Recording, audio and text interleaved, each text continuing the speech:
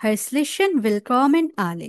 সবাইকে জার্মান ল্যাঙ্গুয়েজের আরো নতুন একটি গ্রামার ক্লাসে স্বাগতম। লাস্ট গ্রামার ক্লাসে আমরা দেখেছিলাম অ্যাকুজাটিভ কেস সম্পর্কে।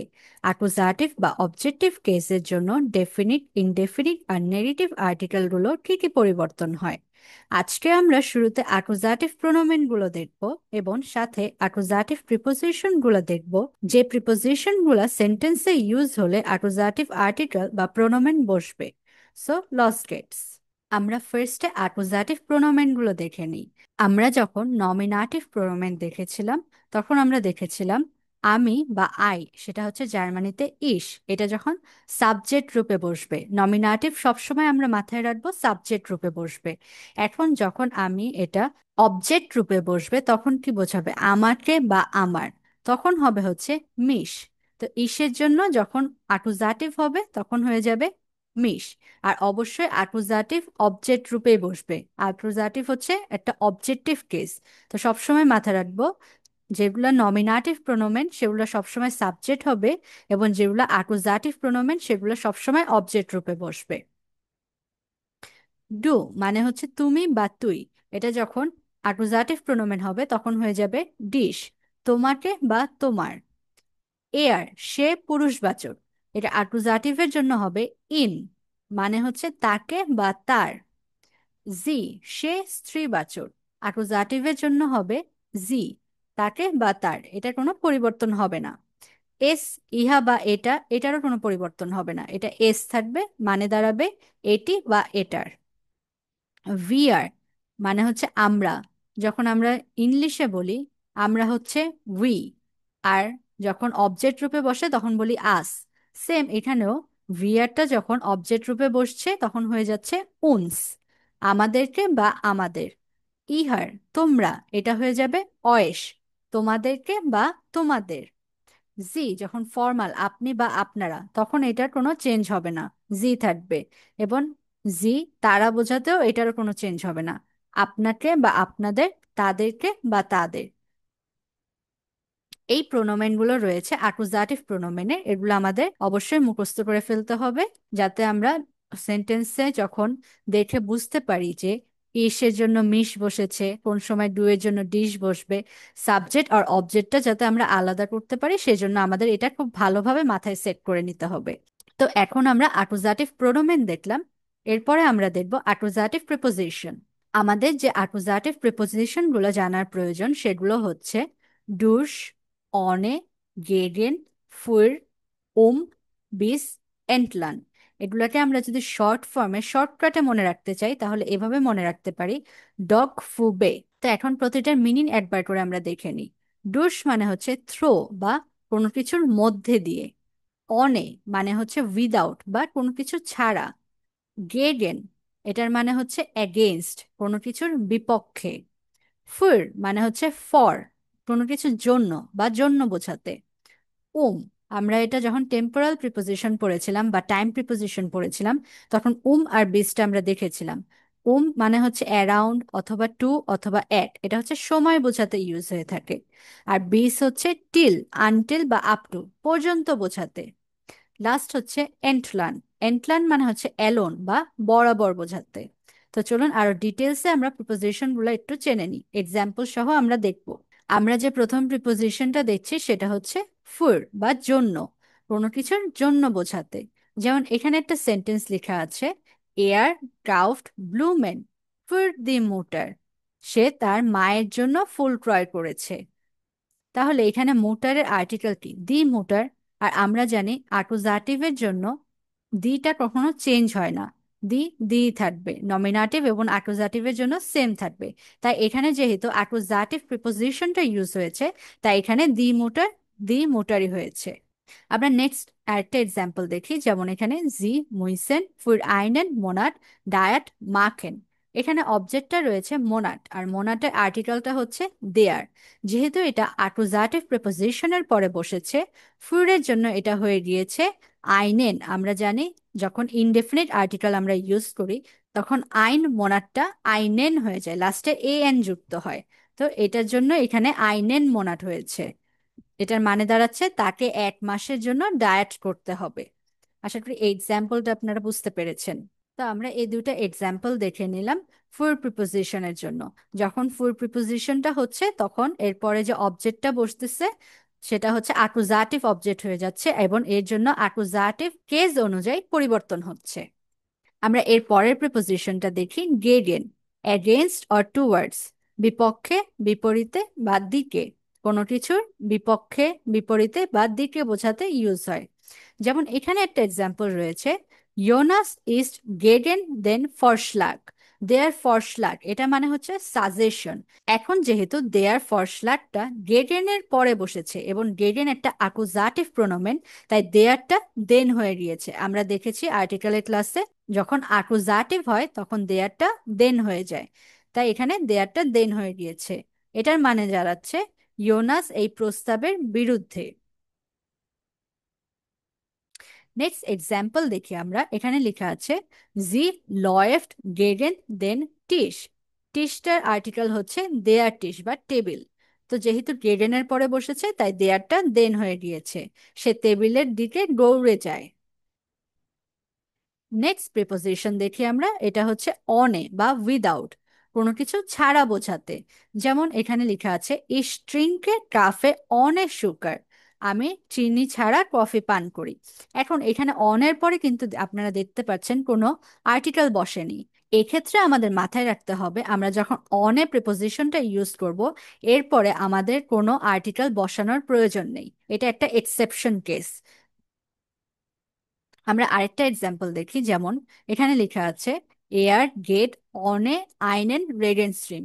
সে কোনো ছাতা ছাড়াই গিয়েছে। এখন দেয়ার রেডেন স্ট্রিম এটা মানে হচ্ছে ছাতা, তো দেয়ারটা অনের জন্য আইনেন হয়ে গিয়েছে, অ্যাকুজাটিভ প্রিপোজিশন অনুযায়ী চেঞ্জ হয়েছে। আমরা আরেকটা দেখি, ভিয়ার গেহেন অনে ডিশ নাক পারিস। এখন দেখেন এখানে অনে অ্যাকুজাটিভ প্রিপোজিশন, এই জন্য কিন্তু এখানে ডু হয়নি, ডুটা ডিশ হয়ে গিয়েছে। আমরা একটু আগেই দেখেছি প্রোনোমেনের জন্য যখন আমরা অ্যাকুজাটিভ প্রোনোমেন ইউজ করব ডুটা ডিশ হয়ে যায়, তাই এখানে অনের জন্য ডুটা ডিশ হয়ে গিয়েছে। ভিয়ার গেহেন অনে ডিশ নাক পারিস, আমরা তোমাকে ছাড়াই প্যারিস যাচ্ছি। নেক্সট প্রিপোজিশন দেখি। নেক্সট প্রিপোজিশন হচ্ছে ডুস। থ্রো অর বাই, মাধ্যম বা দ্বারা বোঝাতে, কোনো কিছুর মাধ্যম বা দ্বারা বোঝাতে এটা ইউজ হয়ে থাকে। যেমন এখানে একটা এক্সাম্পল রয়েছে, উই আর লাউফেন দুস দেন ওয়ার্ল্ড। এখন দেয়ার ওয়ার্ল্ড এটা মানে হচ্ছে ফরেস্ট বা জঙ্গল। তো এখন যেহেতু ডুস এটা অ্যাকুজাটিভ প্রিপোজিশন, তাই এটার পরে দেয়ার ওয়ার্ল্ডটা হয়ে গিয়েছে দেন ওয়ার্ল্ড, চেঞ্জ হয়ে গিয়েছে। আমরা বনের মধ্য দিয়ে দৌড়াই। আরেকটা এক্সাম্পল দেখি আমরা এখানে, যেমন এখানে লেখা আছে দেয়ার সুট ফ্যাট ডুস দেন টানেল। দেয়ার টানেল মানে হচ্ছে সুড়ঙ্গ, তো যেহেতু এটা ডুসের পরে বসেছে দেয়ারটা দেন হয়ে যাচ্ছে, তাহলে এটার মানে কি দাঁড়াচ্ছে ট্রেনটি সুড়ঙ্গের মধ্যে দিয়ে যাচ্ছে। এসব ক্ষেত্রে আমরা ডুস প্রিপোজিশনটা ইউজ করে থাকবো। নেক্সট প্রিপোজিশন উম। উম ইউজ হয় সময় বোঝাতে, এটা আমরা টেম্পোরালে প্রিপোজিশন পড়ার সময় দেখেছিলাম। তো এখানে লেখা আছে দেয়ার টেয়ারমিন ইস্ট উম জিবেন উর, মানে কি অ্যাপয়েন্টমেন্ট 7টায়, এটা বোঝাচ্ছে। আবার আরেকটা কেস রয়েছে, কোনো কিছুর আশেপাশে বোঝাতেও প্রিপোজিশনটা ইউজ হয়ে থাকে। যেমন এখানে লেখা আছে দি কিন্ডার জিটসেন দেন টিশ। এখানে দেয়ার টিশ মানে হচ্ছে টেবিল, তো যেহেতু এর পরে বসেছে তাই দেয়ারটা দেন হয়ে গিয়েছে, মানে দাঁড়াচ্ছে বাচ্চারা টেবিলের চারপাশে বসে আছে। তো আমরা প্রিপোজিশনটা কোনো কিছুর আশেপাশে বোঝাতেও ইউজ করতে পারবো। নেক্সট প্রিপোজিশন বিস বা পর্যন্ত, কোনো কিছু পর্যন্ত বোঝাতে, এটাও আমরা টেম্পোরালে প্রিপোজিশনের ক্ষেত্রে দেখেছিলাম। উই আর ব্লাইবেন বিস মর্গেন, আমরা সোমবার পর্যন্ত অবস্থান করব বা আমরা সোমবার পর্যন্ত থাকবো, এটা বোঝাতে। এখন এখানে একটা ফ্রেজ রয়েছে, যেমন আমরা বলি না যে বিস মর্গেন সকাল পর্যন্ত, বিস ডান। সো এইসব রিটিনের জন্য বিসটা ইউজ হয়ে থাকে। যেমন এখানে আলজো ডান বিস নেক্সটে ভোটে। আচ্ছা ঠিক আছে, নেক্সটে ভোকে বা নেক্সট ভোটেতে আমাদের আবার দেখা হবে, সেই পর্যন্ত বাই। এটা একটা ফ্রেজ হিসাবে ইউজ হয়ে থাকে জার্মানিতে।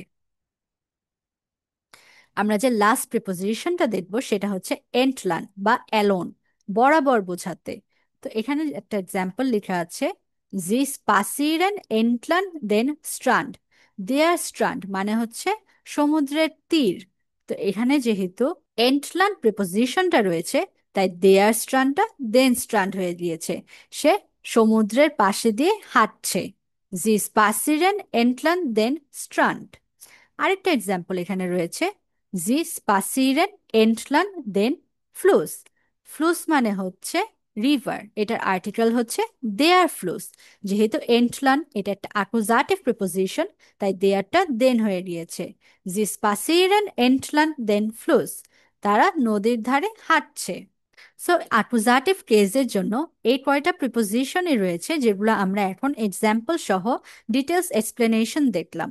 আমরা এখন কিছু ছবির সাহায্যে গ্রামাটিভ অ্যাক্টিভ বুক থেকেও এক্সাম্পলগুলো দেখি। এখানে গ্রামাটিভ অ্যাক্টিভ বুকে ক্যাপিটাল সোয়াই ও রাইসিস এখানে দেখা যাচ্ছে কিছু ছবির সাহায্যে আমাদের প্রেপোজিশনগুলা দেখানো হয়েছে। যেমন ডুরস, এখানে কি, এই যে জানলা দিয়ে বিড়ালটা লাফ দিচ্ছে এরকম কোনো কিছু বোঝাচ্ছে না। এখানে কি লেখা আছে, লুকি স্প্রিন্ট। স্প্রিন্ট হচ্ছে স্প্রিংগেন ভার্ব থেকে এসেছে। স্প্রিংগেন মানে হচ্ছে টু জাম্প। লুকি স্প্রিন্ট ডুরস দাস ফেন্স্টার। লুকি কি করলো, ফেন্স্টার দিয়ে জাম্প করলো। এরপর এটা উম, এটা মানে আমরা কি দেখেছিলাম, সময়ের ক্ষেত্রে বা কোনো কিছুর আশেপাশে বোঝাতে ইউজ হয়ে থাকে।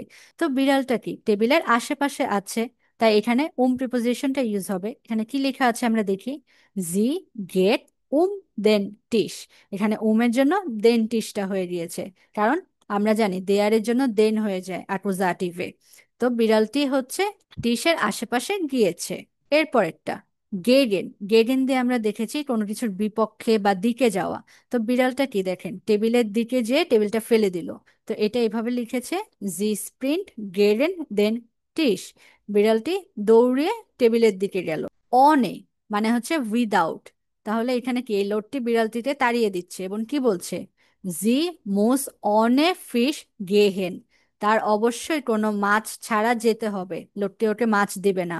তো এখানে দেখুন এক্সক্লেমেটরি সাইন দিয়ে দেখানো হয়েছে, কি লেখা আছে, অনে বেনুটস মান মাইস্টেন্স। অনে আর্টিকেল, অনে বেনুটস মানে হচ্ছে ইউজ করে মানুষ। মোস্টলি অনে আর্টিকেল, কোনো আর্টিকেল ছাড়া। যখন আমরা অনে প্রিপোজিশনটা ইউজ করব তখন আমাদের পরে আর্টিকেল না দিলেও চলবে, কোনো প্রবলেম নেই। এবং এখানে আরেকটা প্রিপোজিশন ছবির সাহায্যে দেওয়া রয়েছে, ফুর। তাহলে এখানে কি লেখা আছে, দেয়ার ফিশ ইজ ফুড ডিশ। এই যে দেখুন, ফুয়ের জন্য ডিশ হয়ে গিয়েছে, কারণ আমরা জানি ফুয়ের একটা অ্যাকুজাটিভ প্রিপোজিশন, এবং অ্যাকুজাটিভ প্রিপোজিশনের জন্য অ্যাকুজাটিভ প্রোনোমেনটাই বসবে। দেয়ার ফিশ ইজ ফুড ডিশ, মাছটি তোমার জন্য। তো এখানে কিছু ছবির সাহায্যে এই অ্যাকুজাটিভ প্রিপোজিশনগুলা দেখানো হয়েছে। আমরা ফার্স্ট এক্সাম্পলটা একবার চোখ বুলিয়ে দেখে নিই। জি ট্র্যাক্ট আইনে কেটে। কেটে মানে হচ্ছে এই যে গলার যে নেকলেস বা গলার চেন। দেন হালস, তাহলে এটা কি হবে, সে গলার আশেপাশে বা গলার মধ্যে চেনটা পড়ে আছে না। তাহলে আমরা কি জানি, আশেপাশে বা সারাউন্ডিং এরকম বোঝাতে প্রিপোজিশনটা ইউজ হয়। তাই এখানে কি হবে, জি ট্র্যাক্ট আইনে কেটে, সে একটি চেন পরে রয়েছে। উম দেন হালস, যেহেতু রয়েছে তাই দেয়ার হালসটা দেন হালস হয়ে গিয়েছে।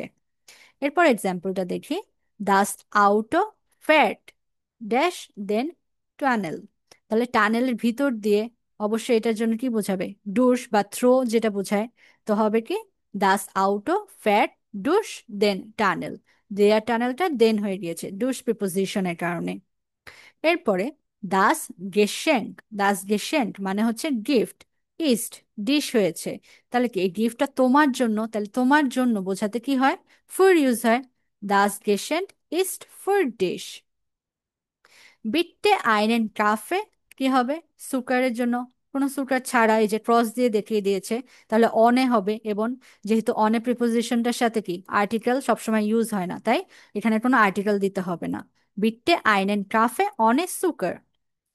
লাস্ট ডয়েসল্যান্ড স্পিল্ড, এখানে কি হবে, ব্রাজিলের অ্যাগেইনস্টে খেলতেছে, এটা হবে। তাহলে হবে গেগেন। Deutschland spelled gegen ব্রাজিলিন।